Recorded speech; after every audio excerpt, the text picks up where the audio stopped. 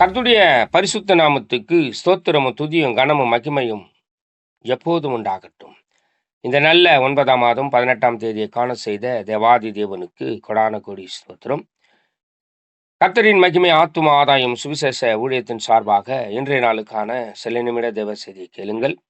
இனி காலம் செல்லாது, என் ஆண்டவராய் இயேசு கிறிஸ்து வரப்போகிறார். ஆயத்தமாயிருங்கள், அநேகரை ஆயத்தப்படுத்தி ஆண்டவர் பக்கமாய் திருப்புங்கள். பக்கத்துணையாய் கர்த்தர் எப்போதும் உங்களுடனே கூட இருந்து எல்லா காரியத்தையும் வாய்க்க பண்ணுவார்.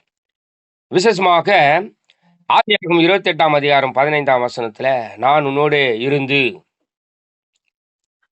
நல்லா கவனிங்க, நான் உன்னோடே இருந்து நீ போகிற இடத்தில் எல்லாம் உன்னை காத்து இந்த தேசத்துக்கு உன்னை திரும்பி வர பண்ணுவேன், நான் உனக்கு சொன்னதை செய்யும் அளவு உன்னை கைவிடுவதில்லை என்று சொல்லி வாக்கு கொடுக்கிறார் யாக்கோபுக்கு. அன்று யாக்கோபுக்கு வாக்கு கொடுத்த கர்த்தர் இன்று உங்களுக்கு வாக்கு கொடுக்கிறார். இந்த நாளில வாக்கு கொடுத்திருந்த வாக்கை நிறைவேற்றும்படி அவர் உங்களுடனே கூட இருந்து அவர் உங்களுக்கு சொன்னதை செய்யும் அளவு உங்களை கைவிட்டதே இல்லை, கைவிடுகிறதும் இல்லை. எல்லா காரியத்தையும் வாய்க்க பண்ணுகிற கர்த்தர் உங்களுடனே கூடவே இருப்பார். நான் உன்னை விட்டு விலகுவதும் இல்லை, உன்னை கைவிடுவதும் இல்லை என்று சொன்ன கர்த்தர் உனக்கு சொன்னதை செய்யும் அளவும் உண்மையாவே கைவிட மாட்டார்.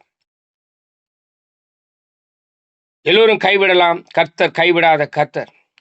உங்களை காத்து வழி நடத்த அவர் வல்லவராயிருக்கிறார்.